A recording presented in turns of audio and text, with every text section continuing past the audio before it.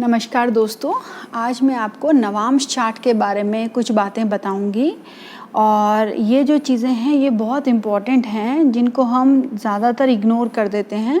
आप मेरे पूरा वीडियो ध्यान से सुनिएगा और आप नोट डाउन कर सकते हैं जो मैं आपको चीज़ें बताऊंगी। ये आपके काफ़ी काम आएंगे प्रैक्टिकल चार्ट रीडिंग में। तो देखिए, जो नवांश चार्ट होता है वो हमारी कुंडली का सबसे इम्पॉर्टेंट चार्ट होता है हमारे लग्न चार्ट के बाद। जैसे कि मैंने अपने पिछले वीडियो में बताया था कि जो लग्न चार्ट है उसे षड वर्ग में 6 अंक मिले हैं, तो नवांश चार्ट को 5 अंक दिए गए हैं। तो ये जो चार्ट है ये विवाह के पश्चात एज अ इंडिपेंडेंट चार्ट भी देखा जा सकता है, या आप जब 30 साल के हो जाते हैं उसके बाद भी इसको एज अ इंडिपेंडेंट चार्ट आप पढ़ सकते हैं। तो उसके अलावा ये जो चार्ट है इसका जो लग्न है, जो लगन आपका राइज हो रहा है नवांशा चार्ट में, वो आपके बारे में, आपके जीवन के बारे में भी बताता है। इसके अलावा जो नवांशा चार्ट का लग्न है वो आपके होने वाले जीवन साथी के बारे में भी बहुत इन्फॉर्मेशन देता है।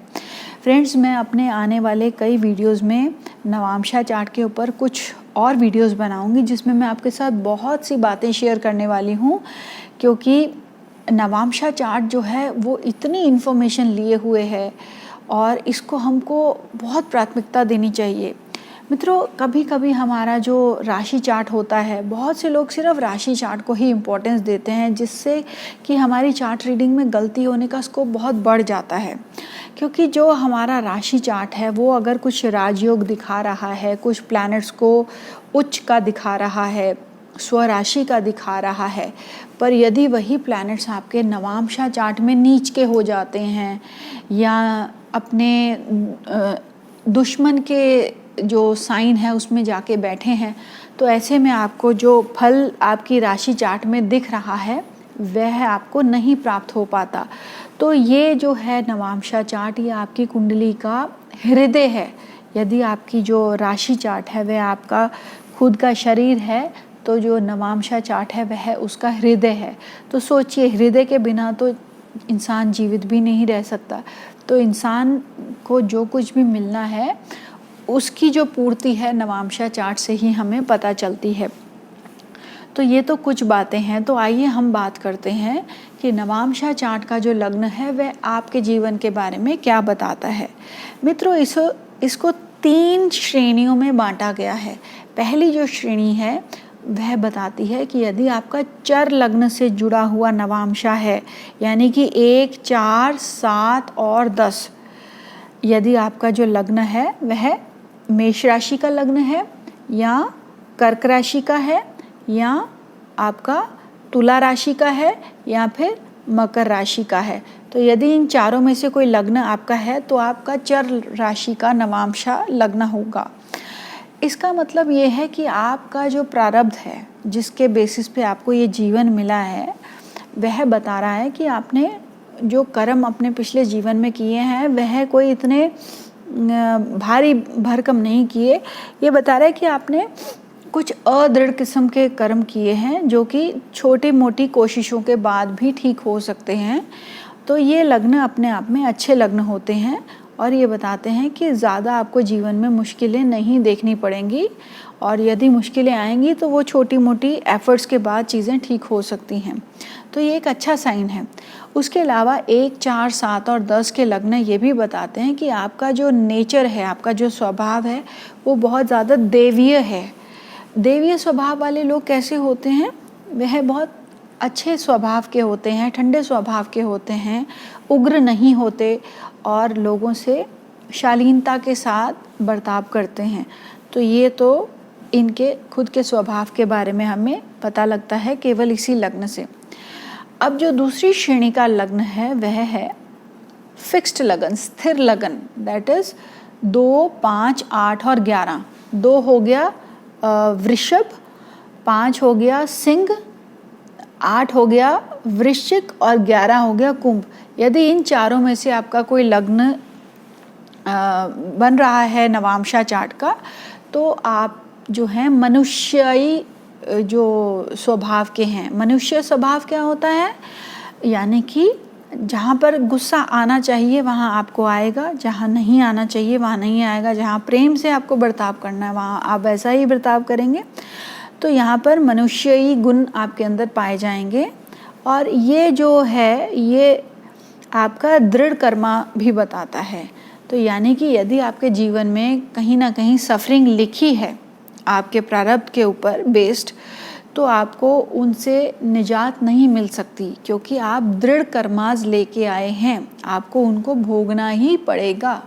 कहने का मतलब ये है, क्योंकि ये स्थिर लग्न आपका बन रहा है नवांशा में। तो देखिए खाली हमें नवांशा के लग्न से ही कितनी इन्फॉर्मेशन मिल गई। तो आइए अब चलते हैं तीसरी कैटेगरी पे, जो कि 3, 6, 9, 12 के लग्न बताते हैं नवांशा के। 3 यानी कि मिथुन, 6 यानी कि कन्या, 9 यानी कि धनु और 12 यानी कि मीन। यदि आपके ये लग्न बनते हैं नवांशा चार्ट के, तो आप जो है दृढ़ अदृढ़ दोनों कर्मास को लेके आई हैं। यानी कि कुछ आपको जो जीवन में भोगने पड़ेंगे कष्ट, वो तो आपके दृढ़ कर्मास की वजह से भोगने पड़ेंगे, उनका आपको निवारण नहीं मिल पाएगा। और कुछ जो कष्ट होंगे आपको कुछ एफर्ट्स के पश्चात आप उनको ठीक कर पाएंगे और आपको उनसे निजात मिल पाएगी। तो ये आपके पास दोनों तरह के बैग हैं, दृढ़ अदृढ़ दोनों तरह के कर्मास हैं। और ये जो लोग होते हैं 3, 6, 9, 12 जिनके लग्न होते हैं, ये थोड़े क्रोधी स्वभाव के होते हैं, उग्र स्वभाव के होते हैं। इनको बोला जाता है राक्षसीय गुण वाले लोग। यानी कि राक्षसीय गुण मतलब कि थोड़े उग्र स्वभाव के होते हैं। तो ये केवल इस तरह के लग्न जब राइज हो रहा होता है तो हम ऐसा बोल सकते हैं। तो मित्रों ये तो आपके बारे में हो गया और आपके जीवन के बारे में हो गया। पर अब नवांशा चार्ट तो आपके जीवन साथी के बारे में भी बताता है। तो देखिए जो नवांशा का लग्न है वह बताएगा कि आपका जीवन साथी कैसा होने वाला है। और जो लग्न लॉर्ड है, जो स्वामी है लग्न का, वह बताएगा कि आप अपने जीवन साथी के साथ कैसा बर्ताव करने वाले हैं। और उसी प्रकार जो आपका नवांशा चार्ट है उसमें जो सप्तम भाव है वह आपके विवाह को बताएगा, आपका वैवाहिक जीवन कैसा है। और वहाँ पर जो आपका लॉर्ड है, स्वामी है सप्तम भाव का, सप्तमेश है, वह बताएगा कि आप अपने विवाह को किस तरह से हैंडल करते हैं। तो ये 2 चीज़ें जो हैं आपके बारे में, आपके विवाह के बारे में पता लगती हैं।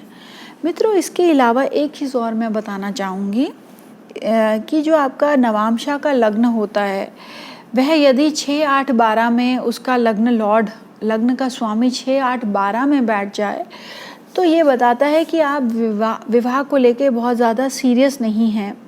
और कहीं ना कहीं आप की जो टेम्परामेंट है वो ऐसा है कि आप बिना मैरिज के भी रह सकते हैं।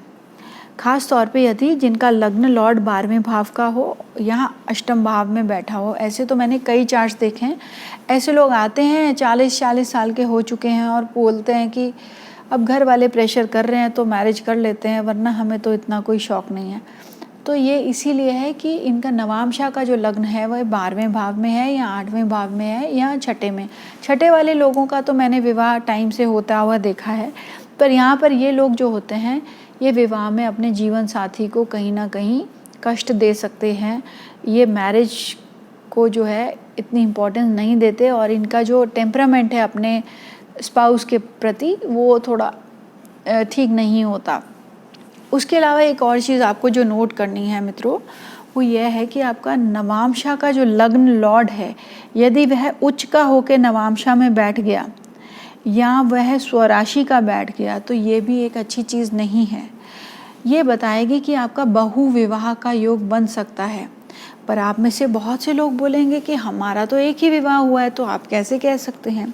तो मित्रों ऐसे केस में ऐसे लोग जो होते हैं उनका एक से ज़्यादा रिलेशनशिप हो सकता है यदि आपका स्वराशि का या उच्च का लगन लॉर्ड नवांशा में ऐसा बन रहा है तो। और उसके अलावा एक चीज़ जो आपको और नोट करनी है कि अगर आपके नवांशा चार्ट में यदि आप पुरुष हैं और आपके नवांशा के लग्न में या सप्तम भाव में शुक्र बैठ गया, तो ये जैसा कि मैंने वीपी गोयल सर की क्लासेस में पढ़ा था, उनसे मैंने नवांशा चार्ट के बारे में सीखा था। तो उन्होंने अपनी क्लासेस में हमें सिखाया था कि यदि शुक्र आपका लग्न में बैठ जाए, आप पुरुष हैं और सप्तम भाव में बैठ जाए, तो आपके लिए ये कारको भावे नाशे का काम करता है। यदि वह एफ्लिक्शन में भी है, उसको कोई मेलेफिक ग्रह, पापी ग्रह यदि देख रहा है तो पक्का ये बन जाता है, ऐसे लोगों का विवाह नहीं होता। और यदि किसी तरह वह कर भी लें तो बहुत जल्दी उनका तलाक तक नौबत आ जाती है। तो ये एक अच्छा इंडिकेशन नहीं है।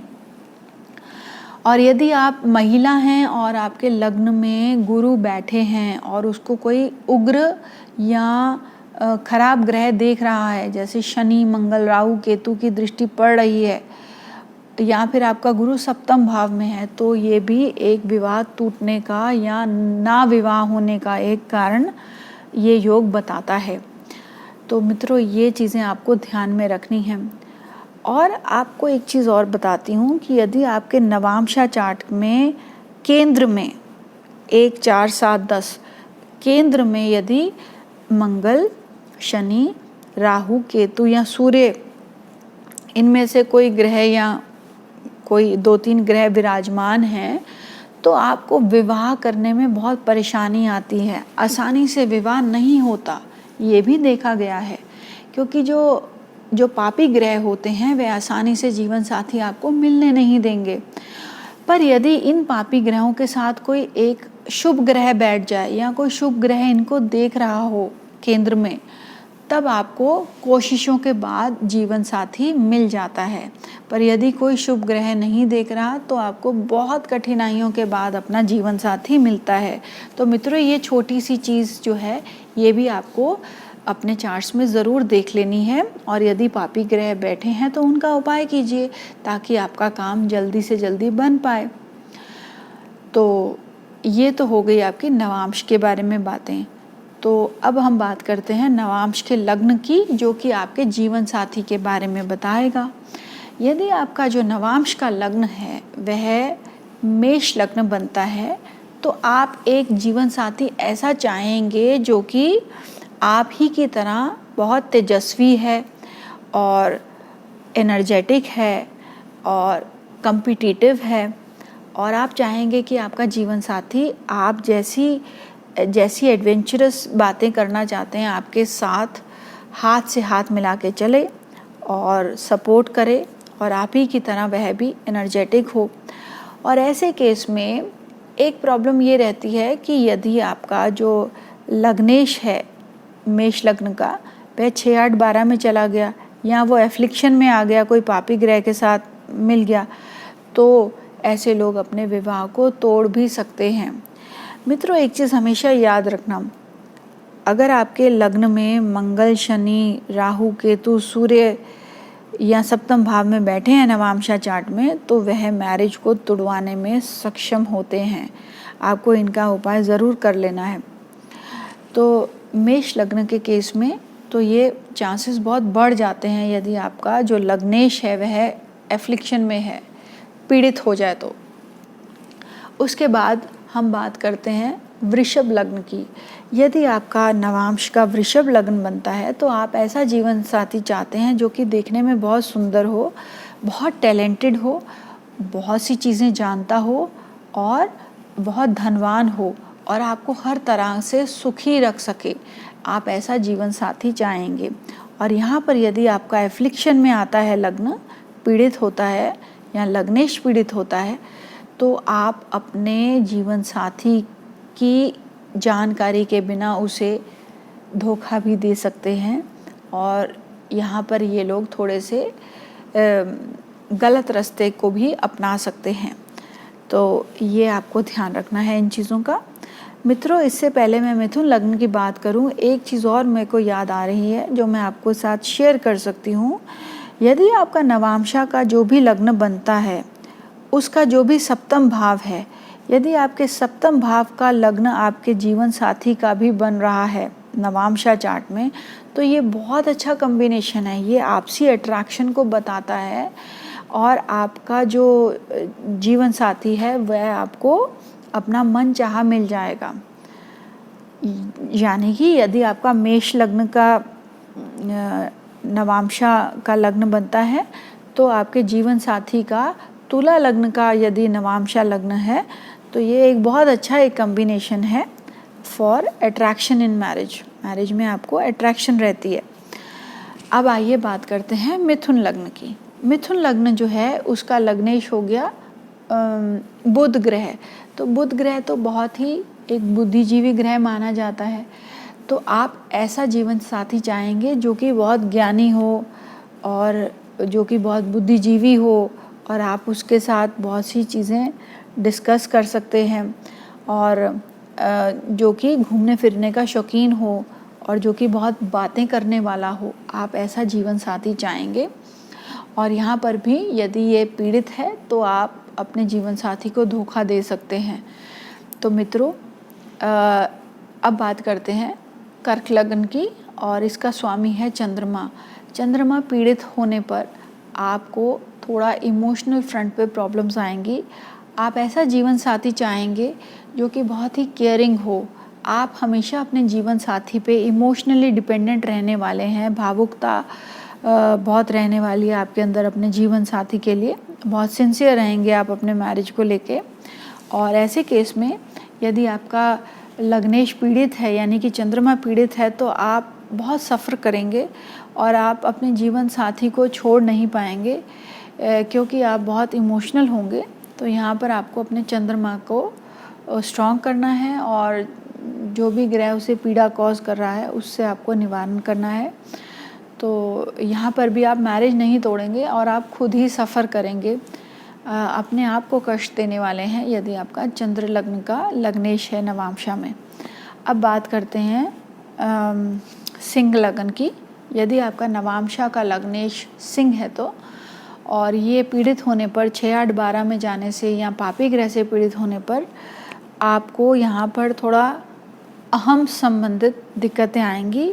आप ऐसा जीवन साथी चाहेंगे जो कि एक अच्छे ओहदे वाला है, अच्छी पोजीशन वाला है, थोड़ा कमांडिंग है, अथॉरिटेटिव है या वो लाइमलाइट से कुछ नाता रखता है। पॉपुलर स्पाउस होना चाहिए जिसे सब जानते हों, सराहते हों, इस तरह का स्पाउस आप चाहेंगे। और जब पीड़ित होगा आपका लग्नेश तो आपको यहाँ पर ईगो संबंधित, अहम संबंधित दिक्कतें आएंगी अपने जीवन साथी के साथ। पर यहाँ पर भी आप तोड़ेंगे नहीं, यहाँ पर आपको थोड़ा ईगो क्लैश होगा। यदि आपका जो है कन्या लग्न का लग्नेश है तो आप अपने जीवन साथी को बहुत इंटेलिजेंट चाहेंगे कि ऐसा हो और आप चाहेंगे कि आपके सारे दुखों की दवा उसके पास हो, आपको हर चीज़ का इलाज ढूंढ के दे दे कहीं ना कहीं से।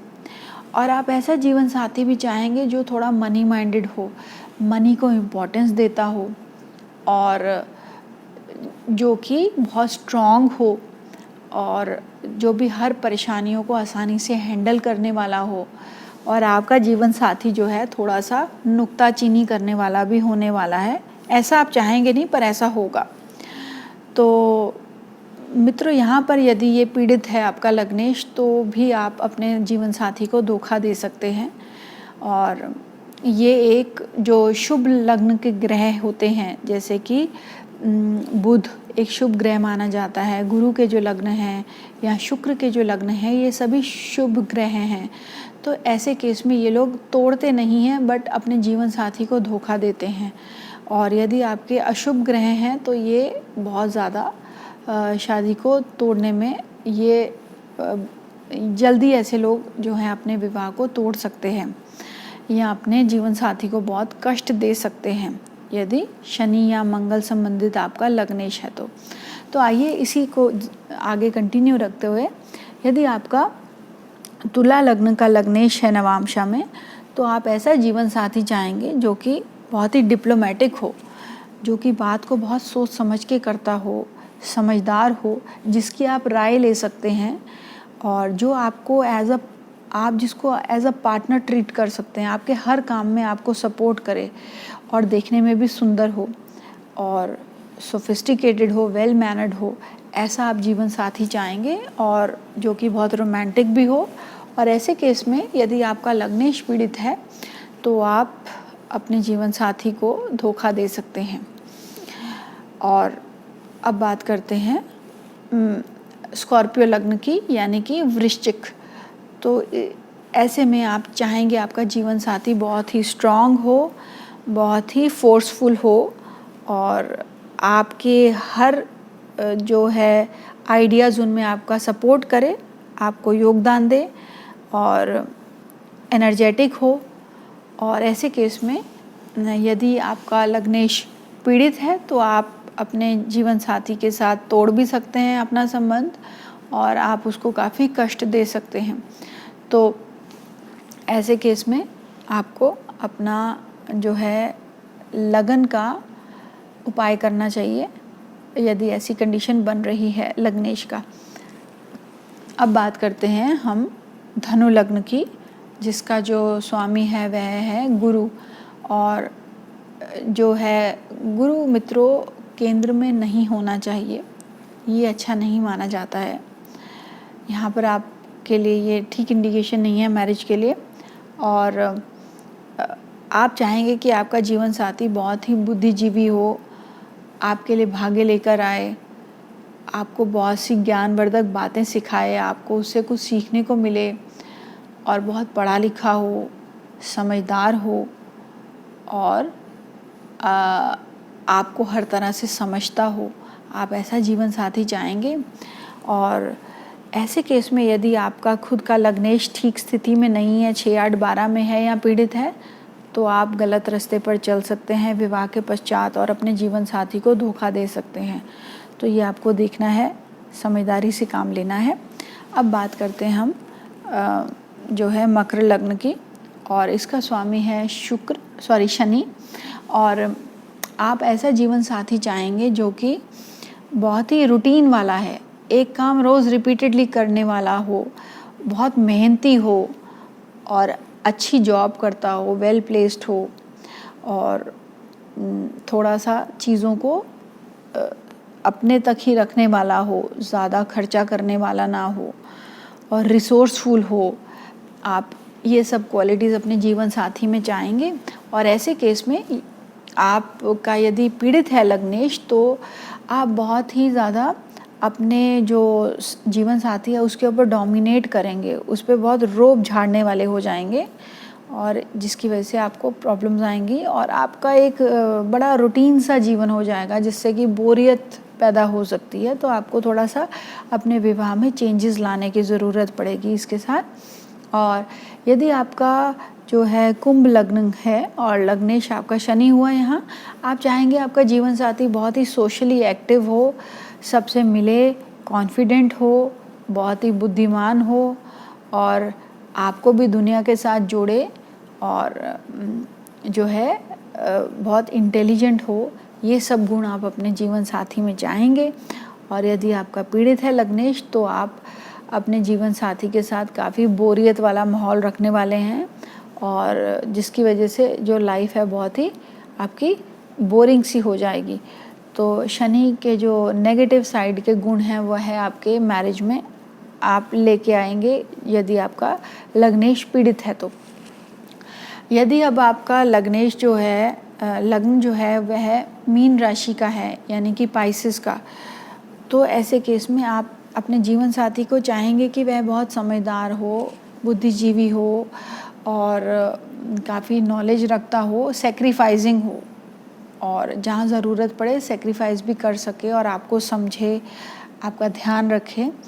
पर आप ऐसा कदापि नहीं चाहेंगे कि आपका जीवन साथी जो है थोड़ा सा अपने आप को ज़रूरत से ज़्यादा व्यक्त कर पाए। आप उसको विद इन कंट्रोल में रखना चाहेंगे।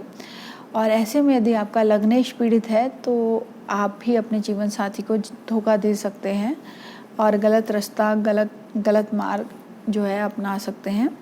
तो मित्रों, ये कुछ चीज़ें थी जो आप जो नवांश का लग्न है वहाँ से आप अपने जीवन साथी के बारे में बता सकते हैं। तो आप इनको ध्यान रखिए और इसके अनुकूल ही आप अपने जीवन साथी को ढूंढिए जिनमें ये सब क्वालिटीज़ हैं। तो उम्मीद करती हूँ आपको ये वीडियो ज़रूर पसंद आया होगा। तो इसे लाइक, सब्सक्राइब, शेयर करना ना भूलिए और मैं बहुत जल्दी ही आपको एक और इंटरेस्टिंग वीडियो के साथ मिलूँगी। और इस वीडियो को सुनने के लिए धन्यवाद।